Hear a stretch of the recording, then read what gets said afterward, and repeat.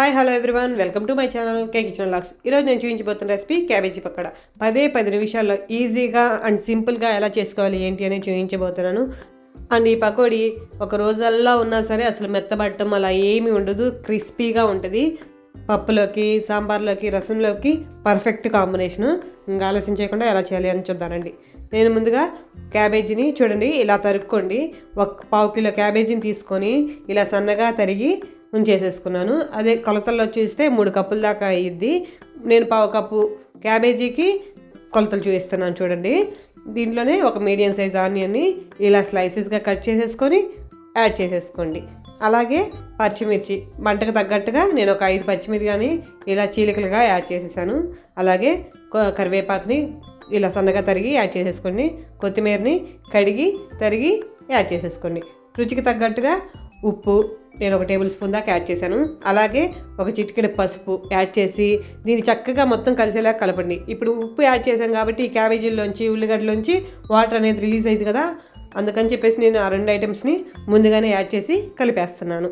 ఇప్పుడు ఆ 2 కలిపిన తర్వాత ధనియాల పౌడర్ 1 టేబుల్ స్పూన్, అలాగే జీలకర్ర పొడి ఒక 1/2 టేబుల్ స్పూన్, అలాగే Kashmiri red chilli powder 1 tablespoon, normal chilli powder 1/2 tablespoon, అలాగే అల్లం వెల్లుల్లి paste 1 tablespoon. Kashmiri red chilli powder లేని వాళ్ళు నార్మల్ కారాన్ని 1 టేబుల్‌న్నర యాడ్ చేసేసుకొని మొత్తం కలిసేలాగా కలిపేసేసుకోండి.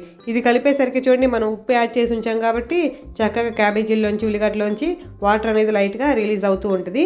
చూడండి నేను ఇప్పుడు దీనికోసం అని చెప్పేసి ఒక 1/2 కప్పు శనగపిండి, అలాగే ఒక 3 టేబుల్ స్పూన్ల దాకా ఉంటుంది బియ్యం పిండి, ఒక 2 టేబుల్ స్పూన్ల దాకా కార్న్ఫ్లవర్ అదే జొన్న పిండి అంటాం కదా, మొక్కజొన్న పిండి, అది యాడ్ చేసేసి మొత్తం కలిసేలాగా ఎలాంటి వాటర్ అనేది యాడ్ చేయకుండా గట్టిగా పిండుతూ పిండి అనేది కలుపుకోవాలి. మనం ఉప్పు ముందుగానే యాడ్ చేసాం కాబట్టి వాటర్ వచ్చిందని చెప్పేసాను కదా, ఆ వాటర్ తోటే గట్టిగా కాస్త చేతులతో అదుముతూ చూడండి నేను చూపిస్తున్నట్లు కొంచెం ప్రెజర్ ఇస్తూ కలుపుకుంటే కరెక్ట్గా సరిపోతుంది.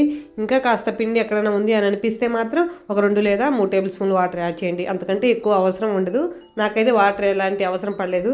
చూడండి ఇక్కడ చూపిస్తున్న కన్సిస్టెన్సీతో కలిపేసుకొని చక్కగా పక్కన ఉంచేసేయండి. ఇది కలుపుకున్న వెంటనే ఆయిల్లో యాడ్ చేసేసుకోవాలి. అందుకోసం అని చెప్పేసి మనం స్టార్ట్ చేయడానికి ముందే ఆయిల్ అనేది పొయ్యి మీద ఉంచేసుకొని కాగనిచ్చేసేయండి. ఆయిల్ కలుపుకోగానే చెక్ చేసుకోండి కాగిందా లేదా అని చెప్పేసి. చూడండి చక్కగా కాగిపోయింది కదా. ఇంకా మీడియం ఫ్లేమ్లోకి చేంజ్ చేసేసుకుని మంట అనేది ఇలా మనం ఆనియన్ పకోడా వేస్తాం చూడండి అలా చక్కగా వేసేసేసుకోండి.